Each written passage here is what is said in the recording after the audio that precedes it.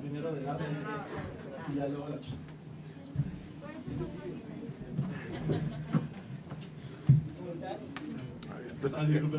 Esta es la sorpresa, ¿no? Del final.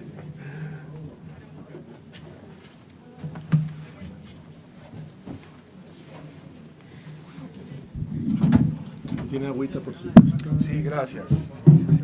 Le sirve, ¿verdad? De repente, sí, mejor. No me vaya yo a...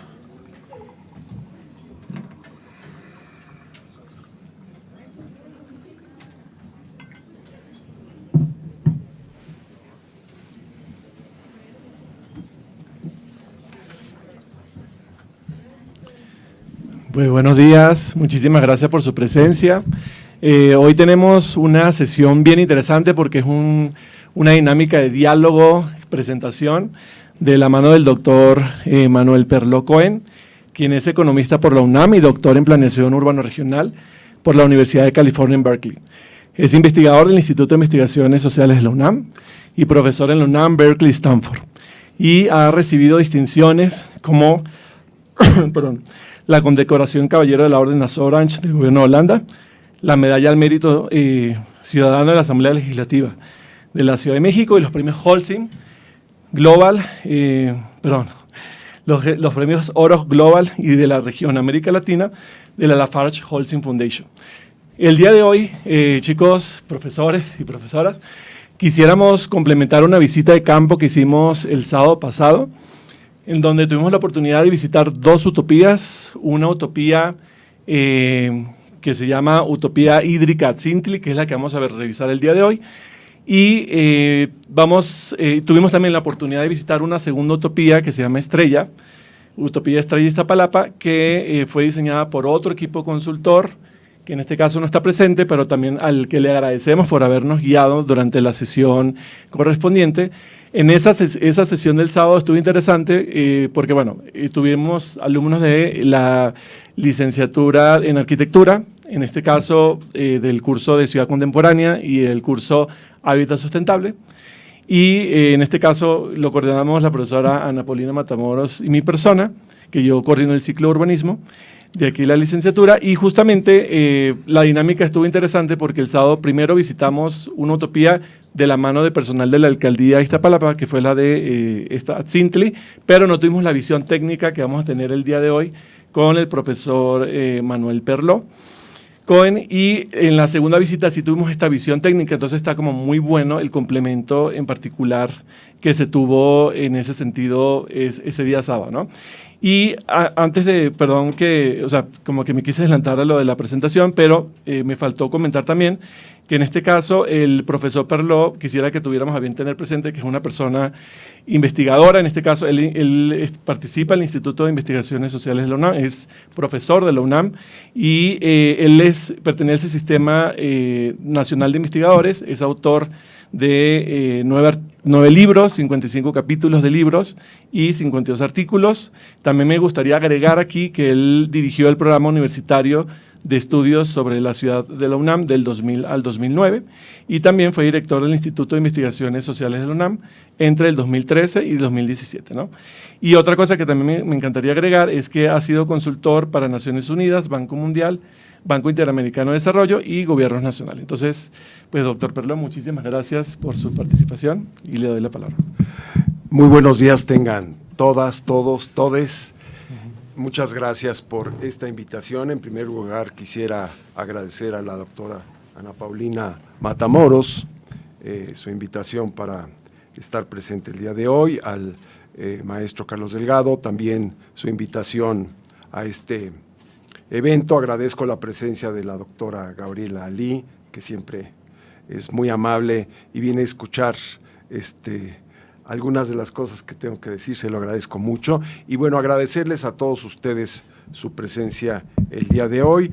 En las últimas ocasiones que he estado aquí en la Ibero, he hablado de historia, ¿verdad? Me ha tocado hablar de historia y ahora me toca hablar del presente y la verdad me da mucho gusto que se pueda dar una complementación, ¿no?, entre la historia, el presente y el futuro, porque en realidad son tres tiempos que están indisolublemente ligados, y saber encontrar sus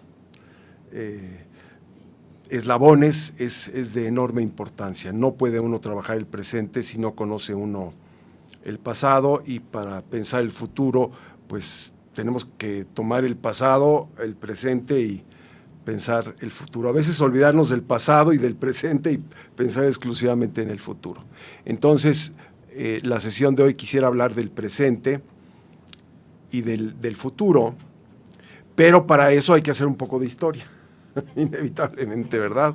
Entonces, yo le pedí a la doctora Matamoros que hiciéramos un diálogo crítico sobre la utopía Atzintli, entendiendo este diálogo crítico como una reflexión detrás de lo que ocurre en los proyectos urbanos y en las transformaciones y en los proyectos públicos. Porque bueno, ustedes ya visitaron la utopía, visitaron 2 utopías, son creo que 11 en total, ¿verdad? Son 14 ya, ahí en Iztapalapa, y ahora vamos a tener utopías por todos lados. Se habla de 100 utopías, ¿no? Aquí en Álvaro Obregón tendremos varias utopías. Cada alcaldía va a tener su utopía, según nos ha dicho la jefa de gobierno, Clara Brugada, ¿verdad? Entonces, es oportuno que hayan ustedes visitado estos lugares, no porque se vayan a repetir, porque tengo entendido que la jefa de gobierno quiere adaptar las utopías a cada una de las demarcaciones y ver qué es lo que se puede hacer ahí, ¿verdad? Y están en ese proceso. Justamente en estas semanas, estos meses, yo creo que se van a definir muchos de los proyectos. Ojalá ustedes puedan participar en algunos de ellos. Sería realmente muy, muy interesante que pudieran involucrarse en alguna de las utopías.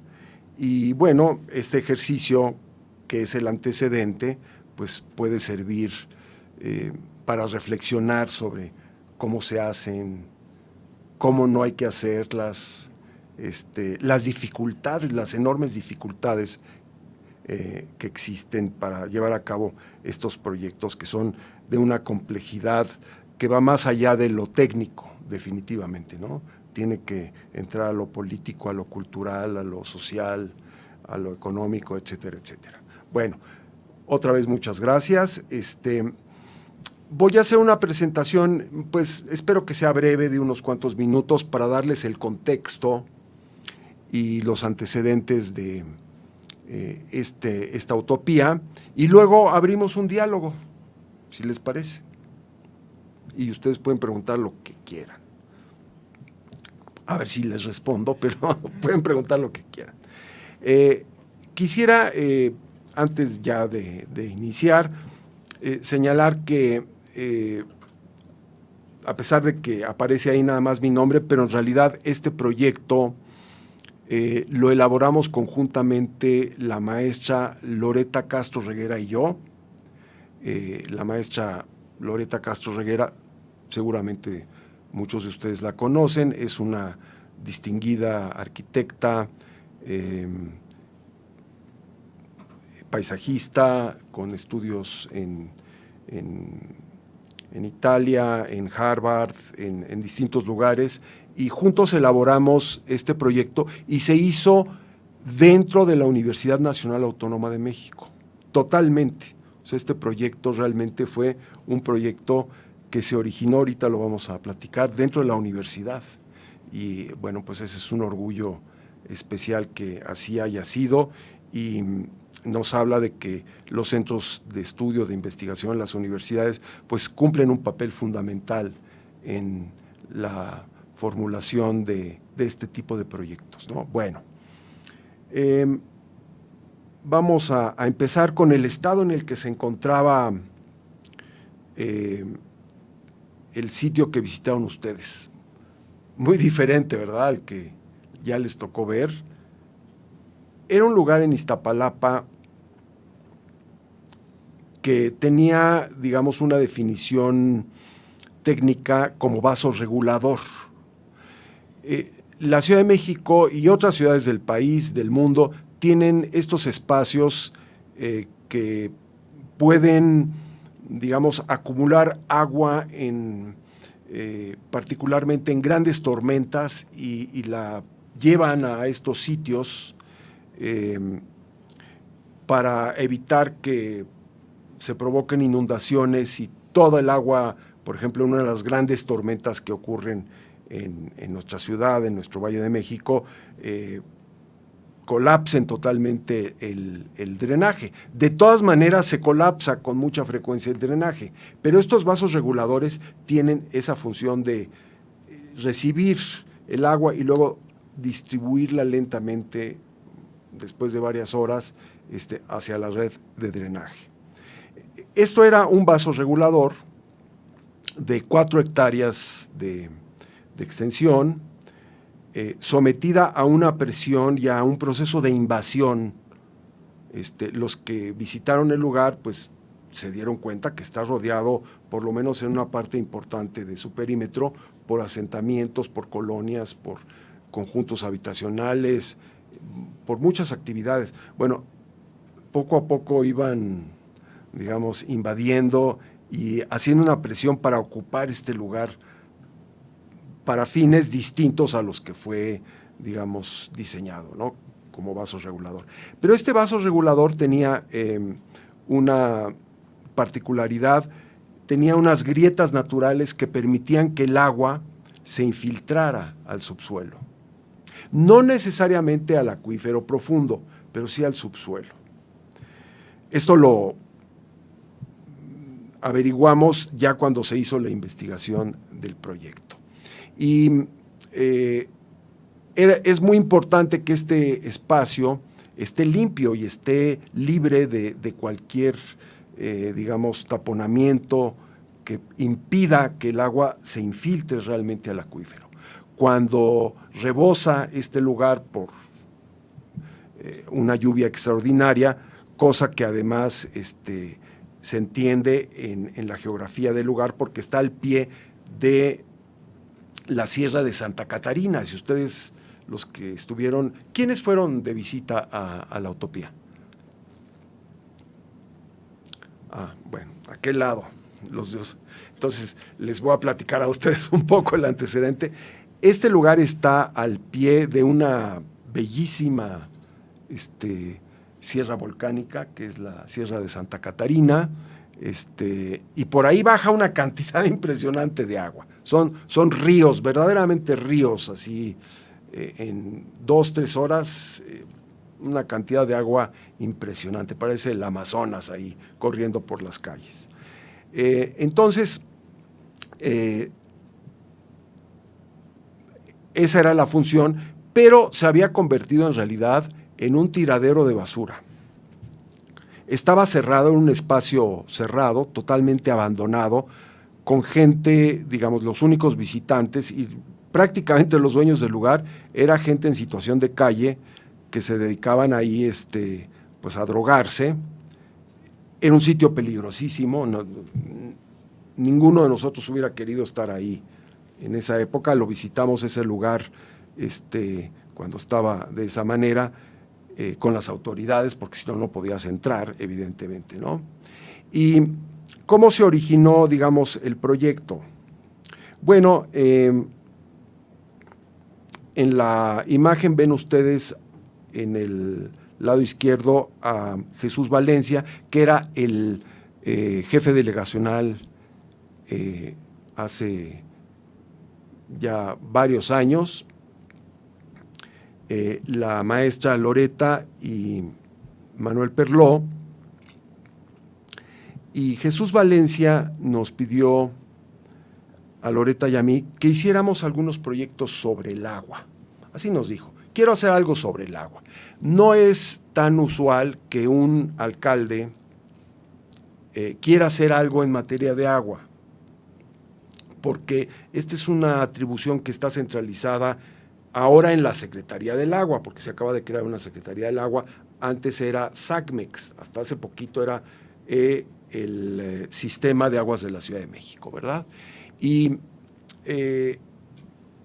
esta era la unidad administrativa que se encargaba de todos los temas del agua, y los antes delegados o delegadas y ahora alcaldes, alcaldesas, pues lo que hacían era administrar el agua que se les daba, reparar fugas en alguna medida, atender cuestiones menores, pero realmente no invertían, no tenían recursos para invertir en el agua. Entonces Jesús nos dijo, ¿por qué no me proponen algunos proyectos? Y después de pensarlo bien,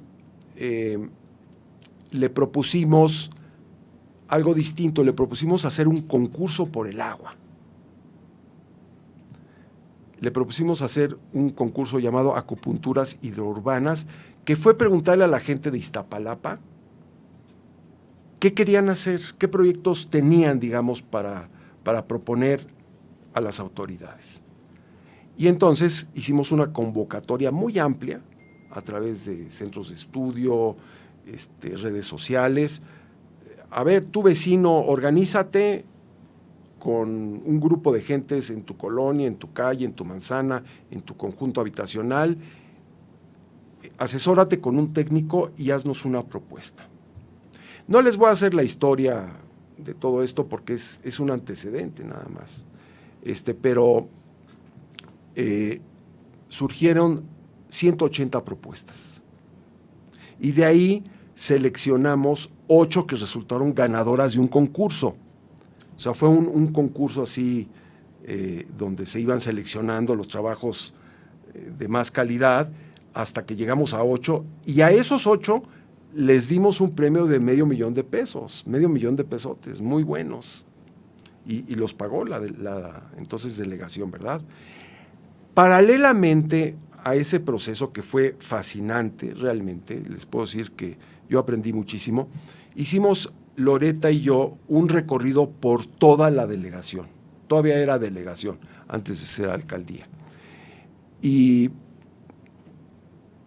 digo, yo conozco Iztapalapa desde hace mucho, pero ya recorrerla palmo a palmo, así, colonia por colonia, sierra por sierra, parque por parque, fue una experiencia fascinante. Y ahí Loreta y yo conocimos este vaso regulador. Y cuando llegamos dijimos, tiene potencial para hacer algo interesante.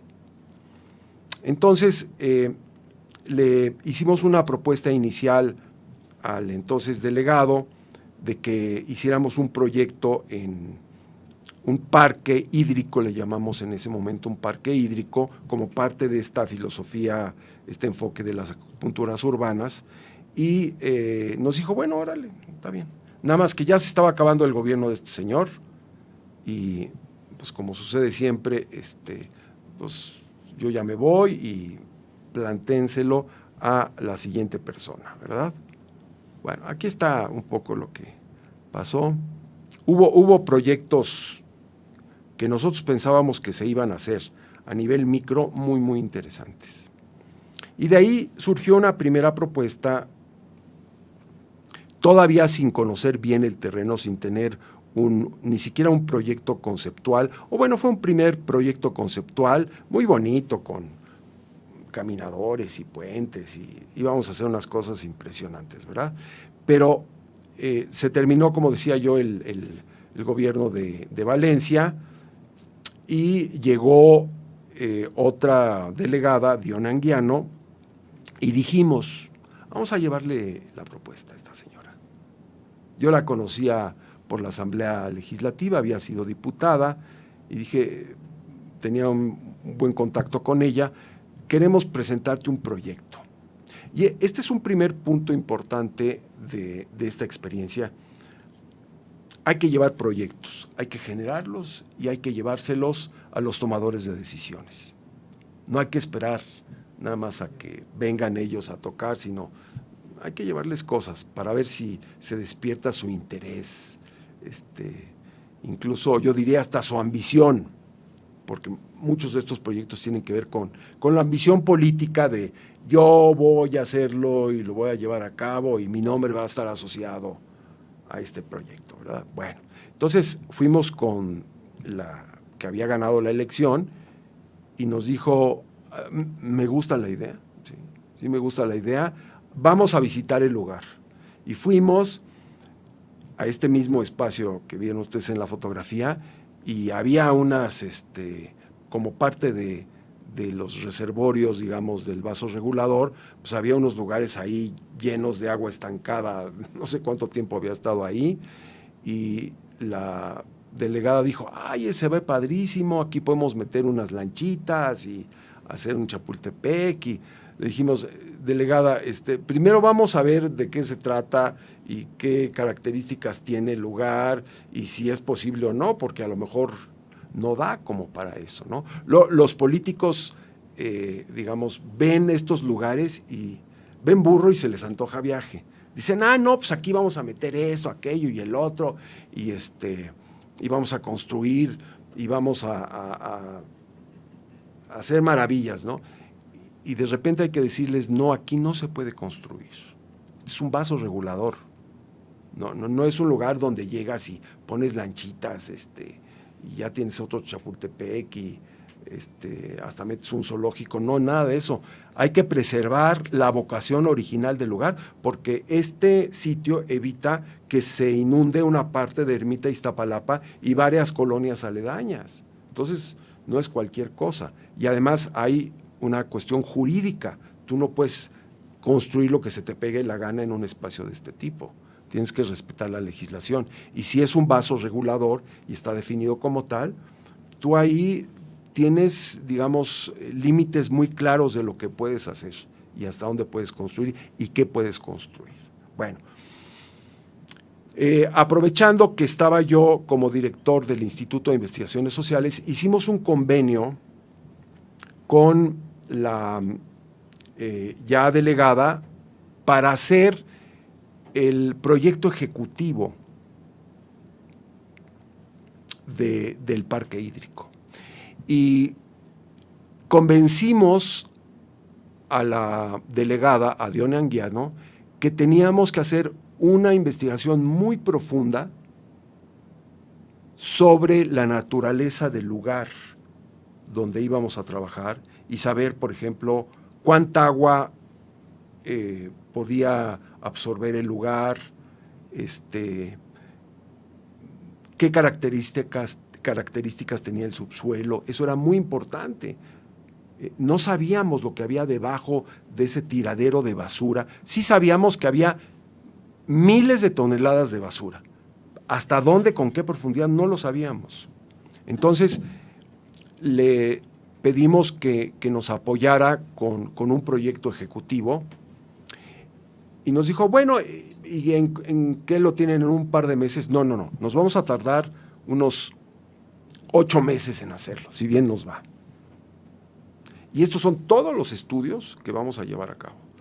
Un hidrológico, un edafológico, un ambiental, de flora, de fauna, y luego, ya una vez que tengamos toda esa información, entonces ya podemos empezar a ver qué es lo que se puede hacer en este lugar y qué es lo que no se puede hacer, ¿no?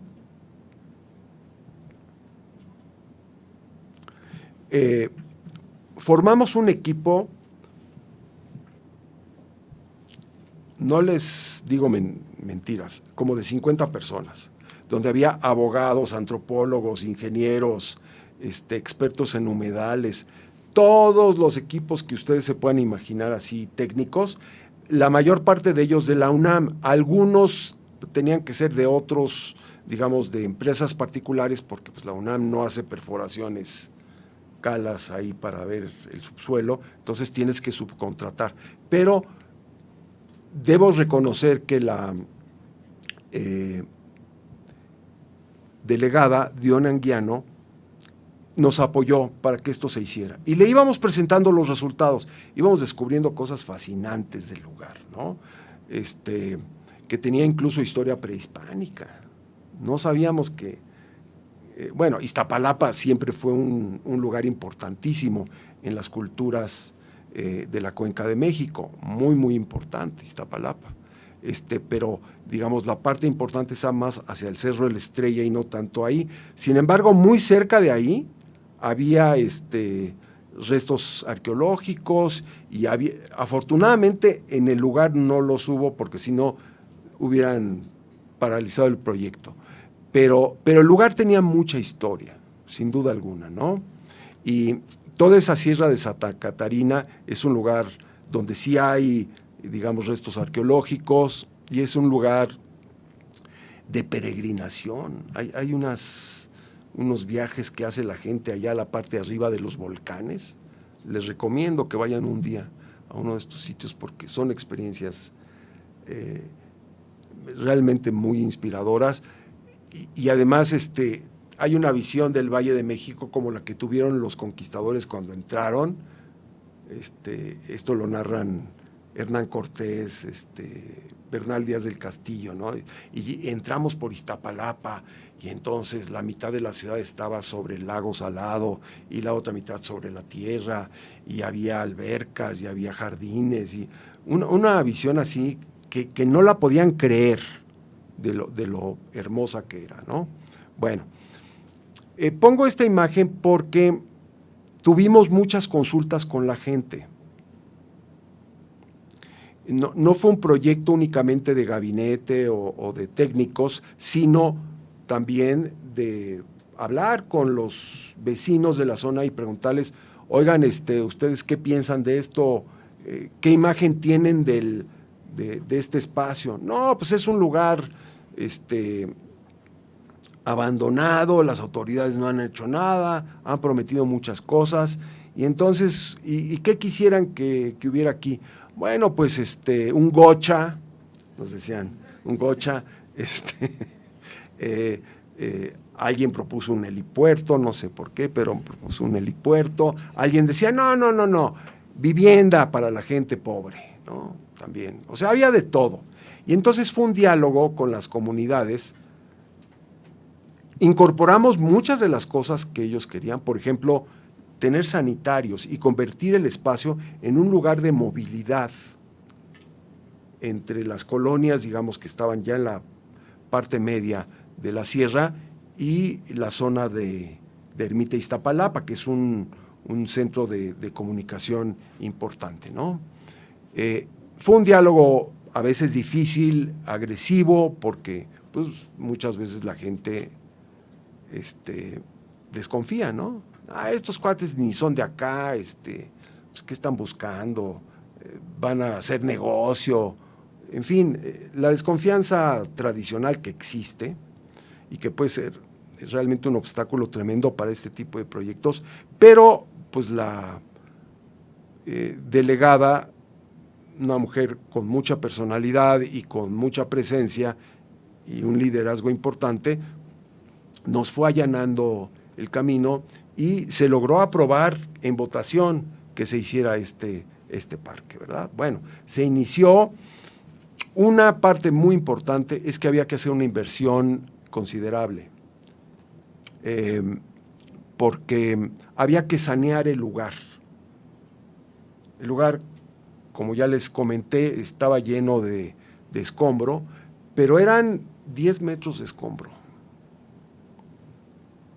Y eso fue una de las grandes sorpresas, digamos, de que había que retirar miles de toneladas, pero de veras miles de toneladas de escombro, ¿no? Obviamente, pues con la molestia de, ahí ven a los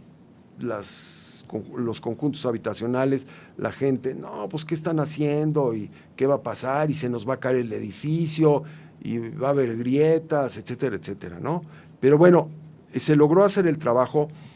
La delegada y nosotros tuvimos que ir a la Secretaría de Finanzas a convencer al secretario de Finanzas de que le invirtiera a este proyecto, porque no era el proyecto típico de, pues vamos a emparejar el suelo y le metemos unos jueguitos y ya. No, era un proyecto realmente muy ambicioso en el que se preservaba la vocación original de vaso regulador, pero al mismo tiempo se creaba un espacio público. Esa era uno de los objetivos fundamentales del proyecto, ¿no? Decir, bueno, se pueden preservar esas funciones muy importantes para la ciudad, pero al mismo tiempo puedes recuperar una parte de esas 4 hectáreas para crear centros de reunión, para crear espacios para una librería, para hacer un espacio público muy agradable, con un humedal, con planta de tratamiento de aguas residuales, con sanitarios, que fue lo que nos pidió la gente de la zona, con andadores, con pistas, con juegos infantiles, con muchísimas cosas, pero manteniendo, digamos, un auditorio. Ustedes han de haber visto el auditorio que está ahí, muchas cosas, ¿verdad? Bueno, el proyecto avanzó, no nos solicitaron la supervisión de obra a nosotros. Cuando hagan ustedes un proyecto, traten de que les den también la supervisión de obra. No tanto por el contrato, sino para que ustedes puedan ver que el diseño original, que está muy pensado, digamos, para que funcione el conjunto de una cierta manera, se respete. Porque luego, pues los constructores hacen cosas distintas, buenas y malas. Entonces, pues luego resulta que el proyecto salió distinto a lo que uno pensaba. Y sí debo decirles que hubo, digamos, algunos cambios, algunas desviaciones con respecto al proyecto original. Luego las podemos platicar, luego me preguntan, ¿y cuáles son? ¿No? Ya les cuento. En ese proceso constructivo, enviamos el proyecto en su, digamos, expresión de diseño a un concurso que fue el de LafargeHolcim. No les voy a contar toda la historia. Ganamos el primer lugar entre 5,700 proyectos de todo el mundo. Es la primera vez que México ganaba en un proyecto. Les encantó. Realmente les pareció un concepto muy interesante, muy replicable y muy bien diseñado, así de tomar agua con espacio público y participación social. Bueno, nos ganamos el premio y eso ayudó muchísimo. Ayudó porque fluyeron los fondos para terminar el parque. Aquí tienen ustedes una visita que hicimos con la delegada Diona Anguiano, y está Miguel Ángel Mancera. Él visitó el lugar ya que estaba muy avanzada la obra. Entonces dijo, no, qué padre, va a ser la mexicana, así dijo sus palabras, del oriente, ¿no? Bueno, si nos hubieran dado el 10% del recurso, pues a lo mejor hacíamos mucho más, pero sí entendió que este era un parque de calidad, no era cualquier cosita, ¿no? Sino que era un proyecto muy ambicioso y lo apoyó, pero pues él también ya iba de salida y la delegada Diona Anguiano también iba de salida. Entonces, aquí está cuando ganamos el LafargeHolcim Internacional, que se hizo precisamente en México porque pues aquí había sido el ganador, ¿no? Y entró otra alcaldesa, que pues, ustedes la pueden identificar ahí, Clara Brugada, ganó en Iztapalapa, y le dijimos, bueno, pues aquí está el proyecto, lo conoció, y dijo, bueno, pues vamos a ver. No estaba terminado, o sea, no lo pudo terminar Diona Anguiano, pero construyó la infraestructura básica del proyecto, ¿no? Había costado más de lo que se había previsto porque hubo que extraer mucho más tierra de la que nosotros suponíamos, por estas cuestiones de la acumulación de cascajo y tienes que remover la tierra hasta el punto en el que pues, ya puedas tú empezar a construir sólidamente, ¿no? Dijo, bueno, vamos a verlo, y empezamos a ver el funcionamiento. Aquí tienen ustedes en una lluvia cómo se llenaba, los reservorios se llenaban de agua de una manera impresionante, ¿verdad? Estaba cumpliendo su función porque después de unas horas el agua desaparecía. Y esa era lo que queríamos preservar, ¿no? Que se acumulara el agua, estuviera ahí un rato y se fuera por las grietas naturales. Pero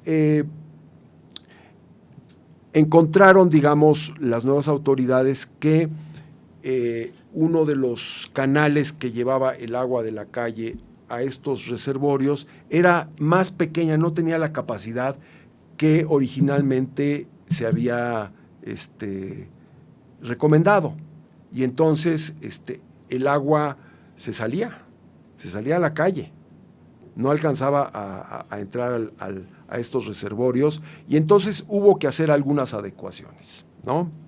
Por eso les digo que siempre es importante supervisar la obra, porque pues el constructor puede decir, a ver, aquí me pidieron un canal de 2 metros de ancho, pues lo voy a hacer de 1.50, ¿no? Pues para ahorrar o por lo que ustedes quieran, no nos metamos en esa discusión. Y entonces, pues las cosas no resultan como uno esperaba, hay malfuncionamientos, y la nueva autoridad dijo, se corregirá Iztapalapa las obras del Parque Quebradora. Y entonces entramos en ese proceso. Nosotros pues estábamos un poco externos, porque no éramos los supervisores de la obra. Pero bueno, dábamos nuestro punto de vista y defendíamos el proyecto original, ¿no? Se hicieron las correcciones, pero en eso llegó la pandemia. Y la pandemia pues cerró muchísimas de las posibilidades de terminar este parque, pero finalmente se terminó. La alcaldesa Clara Burgada dijo, bueno, vamos a rebautizar el lugar, lo vamos a convertir en una utopía. Originalmente no era una utopía, no fue concebida como una utopía, pero entraba muy bien dentro de estas ideas de crear espacios novedosos, que cumplieran funciones educativas, ambientales, sociales, etcétera, etcétera, y pues se rebautizó como Utopía Atzintli. Atzintli, no sé si les contaron, significa gota en náhuatl, que es un nombre muy bonito. Entonces, bueno, pues quedó como Utopía Atzintli. En realidad el nombre no importa, lo importante es que se preserve la esencia del proyecto, ¿no? Se terminó, se inauguró, hubo mucha, ¿cómo se llama? Vino montones de gentes, y el lugar se hizo con algunos cambios de acuerdo a al nuevo diseño que quería la alcaldesa. Yo creo que quedó bien. El único, digamos, punto importante que no estaba contemplado en el proyecto era una alberca semiolímpica, que ustedes deben de haber visto, y faltó por construir una planta de tratamiento de aguas residuales. Ya está el espacio para esa planta, pero no se construyó. Y pues son componentes, digamos, que en un caso no estaba contemplado y en otro caso era importante que se hiciera, porque diseñamos el parque como un circuito cerrado de agua, de circulación de agua, donde el tratamiento de aguas residuales pudiera darle servicio a los sanitarios, a las necesidades de agua, e incluso proporcionarle a la alcaldía hasta 5 pipas de agua tratada al día. Esa era la capacidad que habíamos previsto nosotros. Bueno, ahí está el día de la inauguración, muy bonito, llegaron miles de personas. Esta es una fotografía, el diseño, digamos, paisajístico, arquitectónico, pues es muy de Loreta, se inspiró en los espacios prehispánicos, con plataformas, recuperando la historia prehispánica de Iztapalapa. O sea, Iztapalapa tiene un pasado prehispánico riquísimo. Entonces, una de las ideas del diseño, de los niveles, de las esplanadas, es recuperar esa grandeza. Así como Ciudad Universitaria tiene esa recuperación de los espacios prehispánicos, pues también este lugar lo ha buscado. Bueno, ya estoy terminando. Lecciones importantes para ustedes que están en el mundo del diseño, de la arquitectura, del paisaje. Estos proyectos no son de un día para otro. Lleva tiempo, hay un proceso de maduración, hay que irlos trabajando. Quizá aquí en sus clases, desde ahora pueden empezar a pensar en proyectos que a lo mejor se van a hacer dentro de 5 o 10 años. Entonces, no se desesperen. Váyanlos trabajando, fortaleciéndolos, madurándolos, discutiéndolos, ¿verdad? No detener la iniciativa. Es decir, hay que ir adelante, si sale un proyecto interesante, hay que empujarlo. Hay que ser tenaz, ¿verdad?, en estas cosas, ¿no? Mantener el trabajo con autoridades y ciudadanos es muy importante. O sea, esperar a que vengan las autoridades a decirnos que somos geniales y que quieren nuestros proyectos. No, hay que llevarles los proyectos. Hay que convencer a los políticos de que estos proyectos son necesarios, son realistas, se pueden terminar incluso en sus periodos de gobierno, porque todos quieren inaugurar en su periodo de gobierno y es natural. No, eso no es, así ha sido a lo largo de la historia, ¿verdad? Entonces, no hay que llegar y decirles, no, pues esto se va a inaugurar dentro de unos 10 años, porque si lo hacemos así, entonces nos mandan a volar, esa es la verdad. Y mantener un contacto con la ciudadanía, pero tampoco acceder a todas las cosas que quieren los vecinos, porque no se puede. Entonces hay que saber también ser firme en, no, un gocha aquí, no, perdón, ¿qué otras cosas querían hacer? Vivienda, no, esto no es para vivienda. No, pero es que hay mucha necesidad, ustedes están viendo cómo vivimos aquí en Iztapalapa. Sí, pero este es un espacio público. Y había que argumentar y discutir y enfrentarse con gente que efectivamente necesita vivienda, ¿no? Y bueno, y convencerlos. Formar sólidos equipos interdisciplinarios e intergeneracionales. Bueno, yo podría ser el papá, no digo el abuelito de Loreta, pero sí el papá.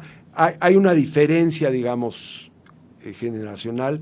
Es importante hacer equipos con distintas disciplinas y también con distintas experiencias, ¿por qué no?, de distintas épocas. Por lo menos eso nos sirvió a nosotros. ¿Quién sabe qué diría Loreta? A lo mejor tiene otra historia. Apoyarse en los medios de comunicación. Parte de la batalla para que este proyecto ganara, pues fue estar dando la pelea para que se hiciera en los medios de comunicación, dando conferencias, presentaciones. La idea del concurso también fue, bueno, pues vamos a ver si participamos ahí. No teníamos ni idea de que íbamos a ganar, se los digo, así con toda sinceridad, pero nos ayudó muchísimo, fue un detonador importante para que el proyecto pudiera finalizarse, para que el jefe de gobierno le hiciera una visita y, no, pues ganó un concurso internacional y la canción y etcétera. Pero además, déjenme decirles que la visita de Mancera se hizo cuando todavía no se hacía no se daba el fallo del concurso. Entonces nos ayudó el hecho de que el jefe de gobierno visitara el lugar, porque entonces en nuestras láminas finales del concurso, dijimos, no, y vean, ya aquí las autoridades están visitando el lugar y están muy interesadas y han dicho que les interesa terminar el proyecto. Y eso es importante también en los concursos porque muestra que pueden llevarse a la realidad. O sea, que no son únicamente el cartel o el diseño o el plano o el render, sino también son proyectos realistas que pueden llevarse a la práctica, ¿no? Y mantener visión de largo plazo. Es decir, no decir, bueno, en un año, no, pues ya esto no salió y ya no hay nada que hacer, hay que abandonarlo. No, hay que agarrar un proyecto y, como decía yo desde el principio, madurarlo, cultivarlo, impulsarlo, también esperar que haya momentos donde uno dice, pues eso no se va a hacer, pero hay que tener paciencia y visión de largo plazo. Y cuando está uno medio triste y desesperado y las cosas no salen, pues hay que hacer otros proyectos. hay que pensar en cosas nuevas y no hay que quedarse en, ay, pues aposté todo a este proyecto y no está saliendo. No, hay que pensar en cosas nuevas también. Darle seguimiento y mantenimiento a los existentes.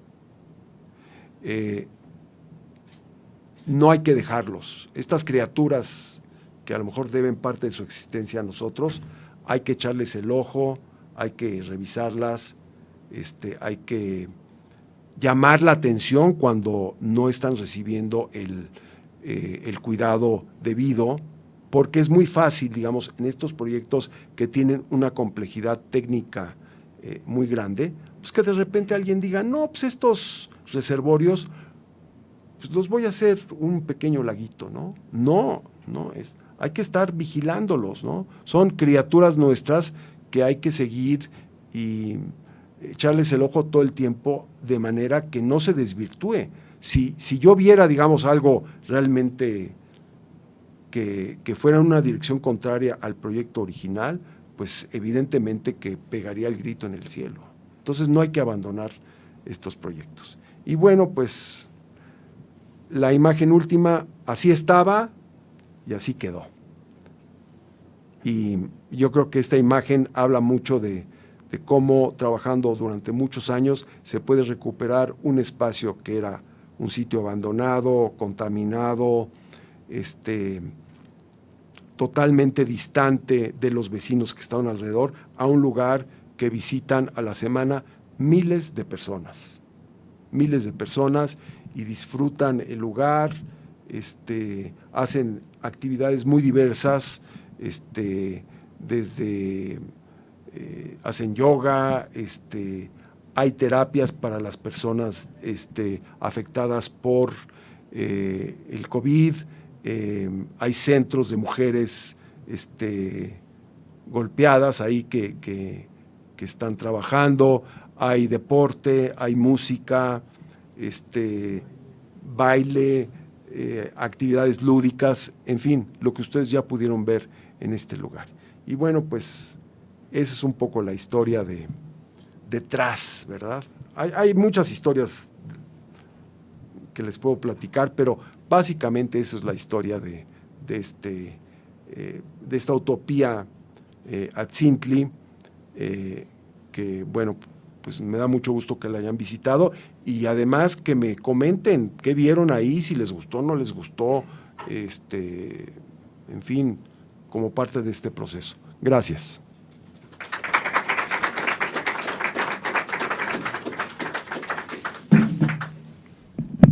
Pues muchísimas gracias, doctor. Como estamos videotransmitiendo y se va a grabar la sesión, entonces quien quiera participar le voy a acercar el micrófono. Y una cosa que quisiera complementar, doctor, sí, es que en el contexto del concurso de los Holcim Awards, la Universidad Iberoamericana ha tenido oportunidad de participar en un contexto de un congreso que se hace previo a cada ciclo del concurso, y en ese contexto invitan a participar a los alumnos de las universidades que son asociadas a fundación, que es la Lafarge Holcim Foundation for Sustainable Construction, y en ese contexto, alumnos del Ibero han ido a participar en ese contexto de ese concurso estudiantil y han ganado también. Entonces, como que nos ha dado mucho gusto, y también dentro de la carrera de arquitectura, una de las, como por decirle, subsistema de proyectos también tiene como este cobijo de los principios de la fundación para hacer proyectos sustentables, y también sacan proyectos que luego pasan a concurso. Entonces, como que esta idea que plantea el doctor de también así plantear ideas y sobre todo concursarlas, creo que es un camino muy válido para poder participar y sobre todo como compartir y ayudar a unos contextos que hacen falta contar con una revisión y un aporte técnico relevante como el que acabamos de ver, ¿no? Entonces, bueno, les doy la palabra, no sé si alguien tiene algún comentario de los que sobre todo también visitaron. Sí. ¿Me regalan una hojita? Porque gracias. Me voy a robar un poquito del tiempo porque no soy estudiante, pero bueno, vengo a cubrir. Y se me hace maravilloso este proyecto porque es un proyecto social, un proyecto que como ejemplo de democracia participativa, donde se involucraron autoridades, y no solamente terminar por terminar un proyecto porque va a estar ahí el nombre de algún político o hacer las cosas al vapor, bien planeado y que tiene una función social, y que participaron políticos de diversas afiliaciones políticas, y que este es me parece un ejemplo de lo que debe de ser un proyecto, y como usted lo dice, a largo plazo, que beneficia a mucha gente y que se planea y que se hace bien. Yo solamente tengo una pregunta para usted, para decirles a los alumnos que, bueno, también si se dedican a esto de la arquitectura y con estos tipos de proyectos, está padrísimo.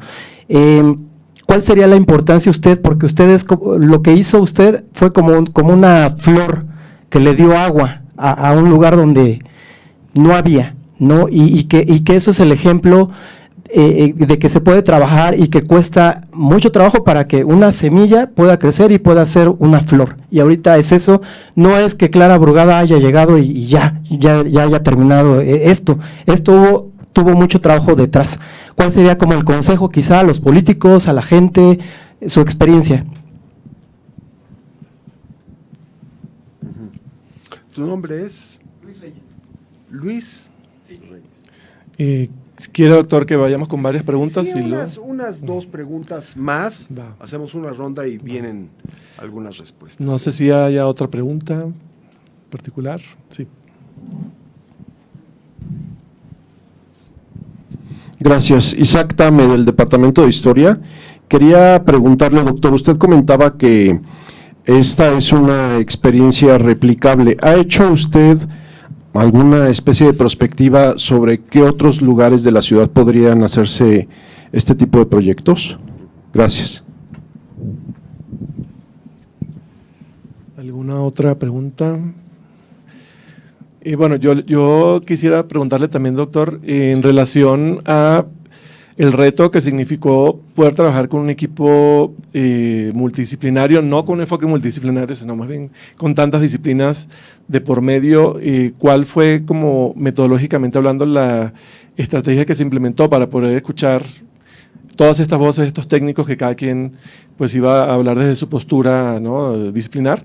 Y sobre todo también ya claramente el proyecto tiene un enfoque transdisciplinario. Al también escuchar a estas personas de la sociedad, cómo fue justamente como el vínculo entre esta parte muy técnica y esta parte de escuchar a la población, que también tiene una pertinencia muy relevante su voz, cómo fue justamente esta, por decirlo de alguna forma, de esta traducción entre ambos ámbitos. Metodológicamente hablando, ¿se planteó algo en particular para poderlo trabajar de manera más eficiente? Para que nos comparta también esa postura, ¿no? Gracias. Muchas gracias, muy buenas preguntas. Luis, el consejo, digamos que, si es que puede hablarse de consejo, pero la exhortación que hacíamos a los políticos es: esto lo vamos a terminar en tu periodo de gobierno. O sea, sí vas a poder colgarte la medallita, número uno. Número dos, apuesta a este tipo de proyectos. Vas a invertir más tiempo, más dinero, pero le vas a dejar a la ciudad un aporte, una herencia que va a durar por cientos de años. O sea, este parque está diseñado realmente para que dure mucho tiempo, ¿no? Y para que le dé un beneficio permanente a la ciudad. No es un parquecito más con jueguitos y el agüita. No. Está pensado como una intervención profunda dentro del cuerpo urbano, de manera que el agua pueda, digamos, infiltrarse al subsuelo con mejor calidad de lo que lo hacía antes, que el medio ambiente sea sano y no el tiradero de basura y las polvaredas que se armaban aquí y toda la contaminación. Devolverle también a los habitantes de la ciudad una esperanza de que puede haber espacio público digno y de buena categoría, que efectivamente no solamente el poniente de la ciudad puede tener lugares espléndidos como la Mexicana, sino también el oriente y los lugares más desfavorecidos, incluso los lugares más degradados tienen una posibilidad de desarrollo extraordinaria. Entonces, todo eso pues lo íbamos conversando con los políticos, ¿no? Y bueno, sí lo escuchan, evidentemente que sí lo entienden, pero ellos lo ven sobre todo en términos políticos. A ver, yo de aquí voy a pasar a una diputación, o voy a lanzarme como jefe de gobierno o jefa de gobierno, como fue el caso de Clara, pues ganó, ¿verdad? Y evidentemente que ella tenía un cálculo, llamémosle así, de que, bueno, este es un proyecto que hay que apoyar, porque lo hubiera podido dejar, ¿eh? Estamos llenos de proyectos que se abandonan a la mitad del camino. No, pues esto lo hizo el anterior, no, yo ya no le meto, ahí lo abandonamos. Ese es un error terrible, y afortunadamente Clara Brugada tuvo la visión de decir, vamos a terminarlo, y vamos a terminarlo bien. Claro, le voy a poner mi sellito, pues, se vale, ¿no? ¿Por qué no? Y para ella, este espacio, pues fue no podría decir que un paradigma, porque ella ya venía con el planteamiento de las utopías, pero sin duda le enseñó muchas cosas del tema del agua. Y hoy día el agua es el punto, junto con la inseguridad, son los puntos número uno de su agenda. Entonces, creemos que pues sí, algo influyó sobre Clara Brugada haber podido terminar este proyecto, que está construido alrededor del tema del agua, porque el eje principal de este lugar es el agua. Cómo preservarla, cómo retenerla, cómo evitar que se desparrame, cómo infiltrarla al subsuelo, cómo mantener espacios con agua, digamos, que tenga buena calidad, ¿no? Entonces, esos serían algunos de los mensajes para los políticos. Doctor Isaac Tame, gracias por acompañarnos el día de hoy. ¿En qué sentido es replicable? No en el sentido de que esto mismo puede repetirse en otros lugares, no. La enseñanza que nosotros adquirimos de este tipo de proyectos es que cada proyecto tiene sus propias características. Puede tener, digamos, principios metodológicos y principios generales que inspiren, que motiven la base del proyecto, el rescate del espacio público, tomar el agua como un eje fundamental, la recuperación ambiental, la integración social. Todos esos son elementos, digamos, invariantes, ¿no? Que pueden aplicarse a muchos proyectos. Sin duda alguna, en este tipo de proyectos hay componentes, elementos que antes no estaban presentes. Cuando se diseñaba un parque, pues decía, bueno, pues vamos a hacerlo muy bonito y con fuentes y con tal vez desniveles, ¿no? Que sea muy atractivo. Pero el tema del agua era, bueno, pues le vamos a meter agua, la que necesite. No se pensaba realmente el tema del agua. No se pensaba el tema de la biodiversidad, por ejemplo, ¿no? Había muchas cosas que no se consideraban cuando se intervenía el espacio público.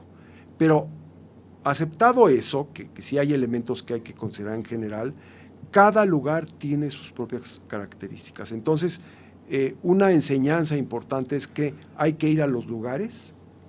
Qué bueno que fueron de visita a las utopías. Yo les recomendaría, vayan a los lugares donde no hay nada todavía.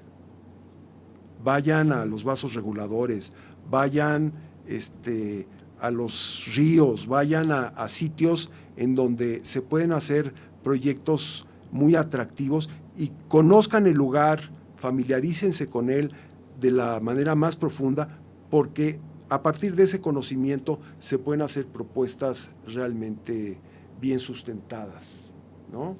Entonces, Loreta y yo hicimos un ejercicio durante el proceso y localizamos como 100 lugares distintos para hacer intervenciones. Y, de hecho, se han hecho propuestas para distintos lugares. Loreta ha construido en Taller Capital, que es su empresa, la que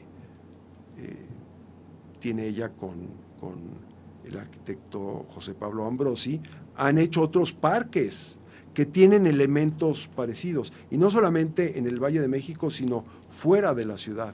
Y bueno, ahora estamos participando también en otros proyectos. Estamos trabajando en distintas cuestiones. Tenemos un proyecto que llegó a la fase de proyecto ejecutivo, que es para intervenir el vaso del Cristo. No sé si lo ubican. Es un gran vaso, el más grande vaso regulador que tiene el Valle de México, que está en los límites entre Tlalnepantla, Naucalpan y Azcapotzalco. Son 100 hectáreas. Hagan de cuenta que este lugar abandonado, así está el vaso de Cristo, nada más que en 100 hectáreas. Y tiene una importancia vital para el poniente en la ciudad. Es el vaso que impide que se inunden Satélite, Chegaray, Pastores, en fin, es un lugar crítico. Y sin embargo, tiene un potencial para ser un espacio público extraordinario. Entonces, estuvimos trabajando, Loreta y yo, en un proyecto para el Vaso de Cristo. No ha salido, pero ahí estamos, friegue y friegue, ¿no? No cedemos, digamos, e insistimos en que sí se puede hacer. Y estoy seguro que se va a hacer en algún momento. Porque además son proyectos que necesita la ciudad. Son proyectos distintos. No es repetir lo del pasado. Es crear un modelo de espacios públicos sustentables. Entonces, eso, visto ya en conjunto para todo el Valle de México, puede llegar a representar un cambio, ¿no? Un cambio de modelo hídrico, ¿no? Los que hablamos mucho de modelo hídrico y de todos los problemas que padecemos en la actualidad en materia de agua, pueden tener una, no digo que la única alternativa, pero pueden tener una buena opción en este tipo de proyectos. Entonces, no son eventos o acciones aisladas, pero sí hay que respetar mucho las características de cada lugar. Y créanme, cada lugar tiene vecinos, condiciones de infraestructura, condiciones de suelo, de vegetación, de clima, de lluvia distintas, que hay que buscar definir y entonces hacer las propuestas. El reto de trabajar con 50 primadonas, híjole, ¿para qué les cuento? Pero nos reuníamos en espacios como estos, ahí en la UNAM, y órale, que cada quien exponga lo que ha avanzado en el proyecto. A ver, el hidrogeólogo que nos diga la tasa de absorción del lugar, porque pues nosotros calculamos que puedes recibir tanta agua, pero a ver que nos diga en sus mediciones de la composición del suelo, cómo puede retener el agua el lugar y cómo la puede absorber. Y ahí está el señor con las fórmulas y los cálculos y diciendo y sin comunicarse con el resto de los mortales, ¿no? Y entonces había que decirle, oye, tradúcenos eso a los demás especialistas. Entonces fue, digamos, un trabajo de buscar una manera de comunicarnos y poder construir una narrativa conjunta de, bueno, podemos hacer esto, esto no se puede hacer por estas razones. Yo realmente no pude, no había una metodología. Obviamente que lees los trabajos sobre trabajo multidisciplinario, transdisciplinario, interdisciplinario, pero la verdad es que la práctica es la mejor maestra, ¿no? Y lo que sí hicimos mucho fue tener reuniones periódicas de todos los especialistas. Y pues sí eran reuniones maratónicas de 4 o 5 horas, donde estábamos así en un pequeño auditorio, y pues cada quien venía y tenía 15 minutos para presentar los avances de su investigación para el proyecto ejecutivo. Obviamente que hay momentos en los que uno no se pone de acuerdo, porque también estos son proyectos en donde los valores, las apreciaciones personales cuentan. Entonces para alguien pues, puede ser mejor hacer una torre de oscilación y no construir humedales, y alguien puede decir, no, es que los humedales es lo máximo y hay que meterlos aquí, sí, pero no puedes construir aquí los humedales porque el terreno está muy poco firme. Entonces teníamos que negociar, porque al final del día teníamos que proponerle y entregarle a la delegación un proyecto, y un proyecto con planos, con mucho detalle, firmado por un DRO y firmado por mí, porque yo era Dios mío, ¿a qué horas acepté eso? No sé. Yo tenía que firmar todos los planos. O sea, había una responsabilidad de que el trabajo estuviera avalado, estuviera, digamos, con un compromiso. Entonces, pues había que tomar decisiones, ¿no? Y a veces son decisiones pues, donde tienes que negociar. No, mira, no podemos hacer todo esto que quieres tú, pero sí podemos hacer esto otro, ¿no? ¿Qué otra cosa? Muchas reuniones con las autoridades, nosotros las pedíamos. Oigan, ¿saben qué? ¿Por qué no organizamos un desayunito ahí, en algún espacio bonito de la UNAM, que tiene muchos, y sacamos a la delegada de su espacio natural, la delegación de su oficina, y la traemos aquí y platicamos con ella, y entonces hicimos varios encuentros de este tipo, ¿no? Y trabajar mucho todo lo que hacían los otros, ¿no? Estar escuchando al experto en biodiversidad, ¿no? No, y es que vamos a meter, por ejemplo, la paleta vegetal, toda una discusión de qué especies meter en el lugar, ¿no? No, pero exóticas, no exóticas, endógenas, etcétera, etcétera, y no vamos a meter estas. No, pero es que estas se ven muy bonitas, sí, pero es que estas requieren más agua, por ejemplo, ¿no? En fin, entonces mucho trabajo de reunión, de discusión y de compromiso, ¿no? De decir, bueno, que ni tú ni yo, ¿verdad? Y además, pues entre arquitectos, imagínense, cada quien quería dejar ahí su sello, ¿verdad? Cada quien quería, no, es que esto tiene que diseñarse de esta manera. Y, no, pero yo creo que no, y por estas razones. Bueno, pues al final tienes que entregar un producto, ¿verdad? Y te tienes que poner de acuerdo. Entonces, trabajo, mucha discusión, mucha negociación y al final también, yo creo que esto es importante, alguien que tome la decisión. O sea, tampoco puede ser la democracia plena. No, a ver, ya escuchamos, vamos a hacer esto. Ni modo. Pues ahí están las caras largas. Híjoles, no nos hicieron caso. Pues ni modo, tenemos que tomar una decisión y esto es lo que se va a hacer. Entonces también tiene que haber una jerarquía dentro de un proyecto, ¿no? No son democracias ahí al estilo griego, ¿no? Muchísimas gracias.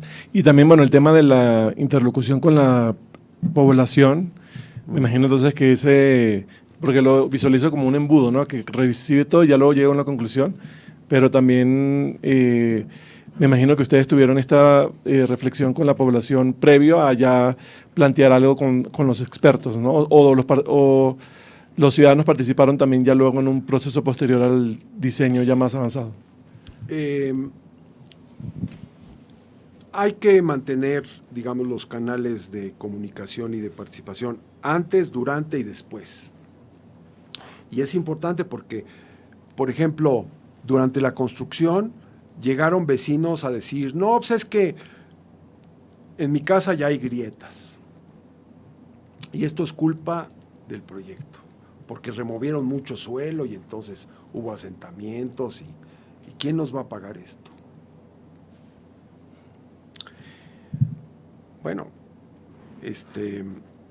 ¿cuál fue la experiencia en ese caso? Hay que tener un buen conocimiento de qué es lo que había previamente, incluso certificarlo con notario,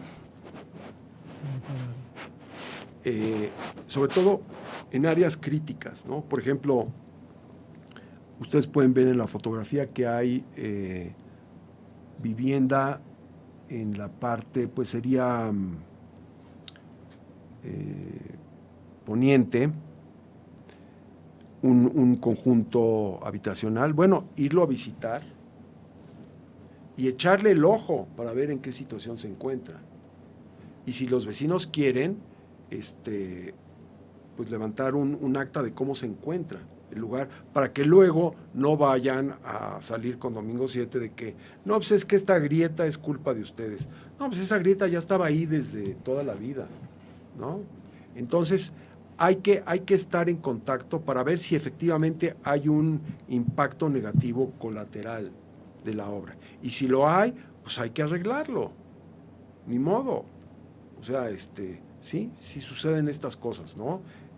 Los proyectos no se hacen en el vacío, hay un entorno y ese entorno puede resultar afectado. Y muchas veces hay desconfianza de los vecinos porque efectivamente se hacen obras muy, muy fuertes que sí tienen un impacto sobre la estructura de las viviendas, y sí les causan grietas, o hundimientos diferenciales. Entonces, esa parte hay que cuidarla mucho, con mucho tacto, con mucha inteligencia, ¿no? Pero eso es durante el proceso constructivo. Y bueno, ya después, digamos,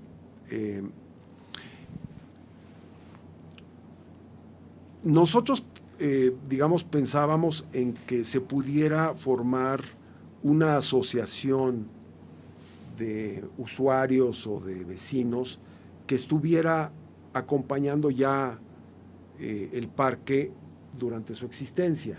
Entonces, dentro del proyecto ejecutivo incluimos una parte dedicada a mecanismos de participación ya en operación del parque. Y sí hicimos una propuesta, obviamente que no le hicieron caso, porque ahí es las autoridades, digamos, pues lo que buscan básicamente es tener el control del lugar, ¿no? Y ellos ya van a decidir qué vecinos y a través de qué formas se va a dar ese control. Hay espacios públicos en donde, además de las autoridades, hay asociaciones de distinto tipo que participan, en algunos casos muy organizadamente, como es el caso de la Mexicana, ¿no? Donde es una asociación de residentes la que tiene ahí un control, pero eso se diseñó desde el principio. Pero hay otras, por ejemplo, ustedes lo han visto en muchos lugares de la ciudad, donde hay canchas deportivas, o sea, en donde son grupos que prácticamente se han adueñado de estos espacios y cobran por ellos, y las autoridades pues permiten que eso suceda. Entonces, nosotros sugerimos en el proyecto que hubiera asociaciones o grupos de vecinos que se integraran a la vigilancia, a la administración del lugar. Pero como consultor, digamos como diseñador del proyecto, pues, no tienes tampoco el control de estas cosas, ¿no? Ojalá se formara. No lo sé, a lo mejor hay una asociación ahí de vecinos que ya está interviniendo, no lo sé. Muchísimas gracias. ¿Hay alguna otra pregunta, comentario? ¿No? Sí. Los que visitaron la Utopía, ¿qué opinión tienen? Me gustaría mucho. Yo casi ni debí de haber hablado, más bien debí de haber escuchado sus impresiones. Pero ¿qué opinan de este lugar? Sobre el aire, mira. Yo tengo una visión muy subjetiva, como ya se dieron cuenta, ¿verdad? Hablo como si fuera el niñito, ¿no? El niñito. Entonces, pero me doy cuenta que las cosas pueden tomar otra dirección. Entonces me gustaría escuchar alguna opinión de ustedes sobre qué fue lo que vieron, lo que percibieron cuando estuvieron allá en la Utopía Atzintli. Perdón, Ana Paulina. ¿Tú ibas a preguntar algo? Sí, sobre como visitante del parque. A mí lo que me genera ruido, y a reserva de los alumnos lo comenté, porque dentro de la visita se comentaba pues la viabilidad económica a largo plazo de estos parques, justo al negar la parte de asociaciones o grupos de vecinos se hagan cargo de alguno de los gastos, pues eventualmente con tener 100 utopías o este tipo de parques, pues el gasto público que se pueda generar de ello, y que eso sea un factor negativo en cuanto al mantenimiento de estos espacios, y que de inicio sean propuestas de bajo mantenimiento, no quiere decir que a largo plazo pues el propio uso, que los juegos se rompieron o lo que sea que pueda pasar. Entonces, mi duda va más sobre eso, si desde el proyecto ejecutivo, y dado que tenemos pues una ley de participación ciudadana, la Constitución del 18 lo respalda, ¿qué viabilidades habría ahí como para retomarlo? Porque al final, ahora dentro de la gestión de esta visita, pues también se comenta la centralización de estos proyectos, y ya no va a ser un proyecto de las alcaldías, sino de la Ciudad de México.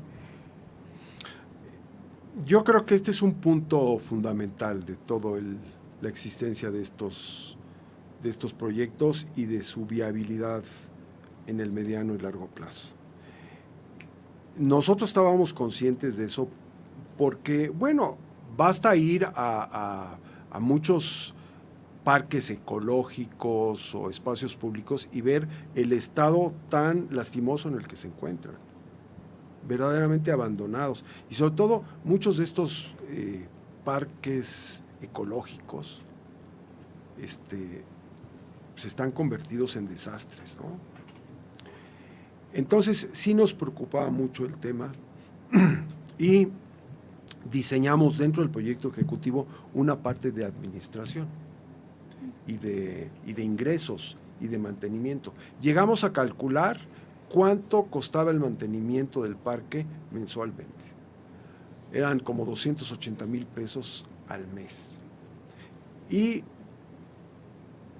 esto lo calculamos así se necesitan tantas gentes que hagan tales funciones, que estén limpiando los reservorios, que hagan todo el trabajo de limpieza, un especialista en humedales, que vaya a revisar el lugar con frecuencia. Todo estaba así muy calculado y dijimos también, fue la solución y el trapito. Se pueden generar recursos de esta manera.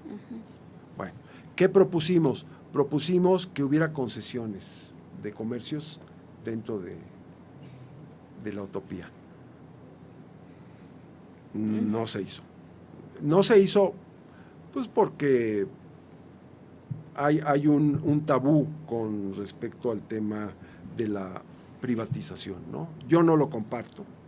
Yo creo que sí debe de haber participación de actores privados, no que pusiéramos un Oxxo o un McDonald's en el lugar, pero sí, digamos, lugares donde se preparara comida, donde hubiera venta de algunos artículos, para la gente del lugar. Entonces hicimos una estimación de cuántos empleos se podían generar. Y dijimos, no, sí hay que, por ejemplo, poner una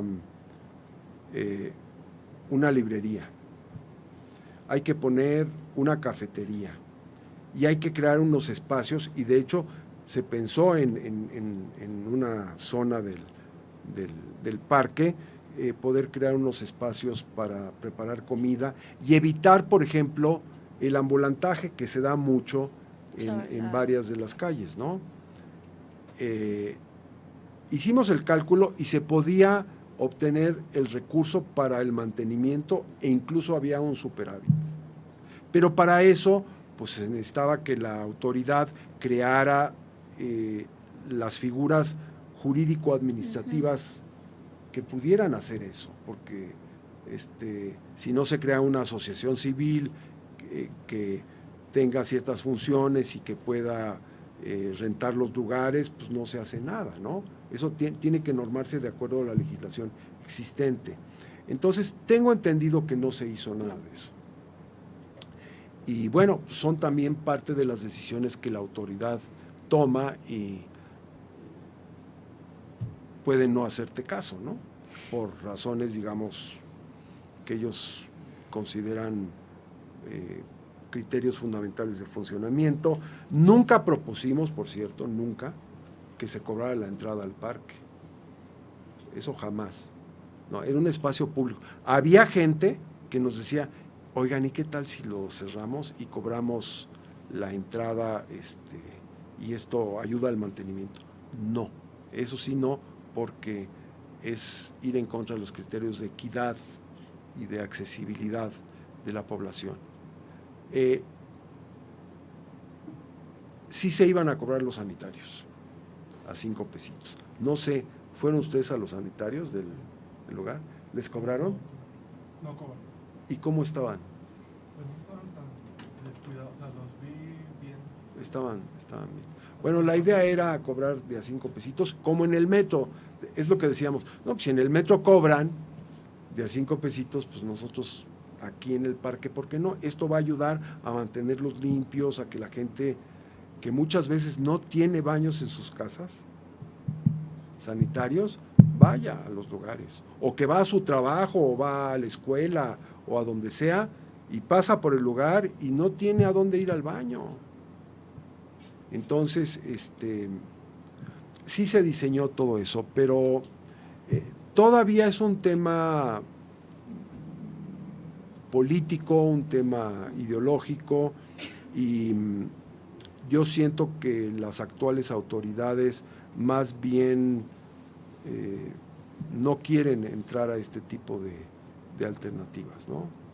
Entonces, bueno, cuando haya 100 utopías, pues a ver quién las mantiene, ¿no? Ese es un tema muy importante, ¿no? Sí. Muchísimas gracias. Sí, bueno, por cuestiones de tiempo ya no habría espacio para agregar comentarios o preguntas, pero quería despedir el evento entregándole un reconocimiento que le da la dirección del Departamento de Arquitectura, Urbanismo e Ingeniería Civil. Muchísimas gracias, doctor, por su tiempo. Muchas gracias. Muchísimas gracias. Un gusto estar aquí con ustedes para platicar de estos proyectos y de muchas cosas más. Nuevamente gracias por la invitación y manténganse muy activos y muy hacia adelante en este tipo de proyectos, porque de ustedes depende que se hagan y de estos proyectos depende también el futuro de la ciudad. Créanme que estos proyectos sustentables es lo que la ciudad necesita. Sí necesitamos más túneles, más drenajes, sí, infraestructura gris, pero necesitamos mucho más de este tipo de proyectos. Y si no hay quien los promueva, los defienda y luche por ellos, pues no se van a hacer y entonces vamos a seguir con una ciudad gris y no con la ciudad verde que queremos. Gracias. Muchas gracias, doctor.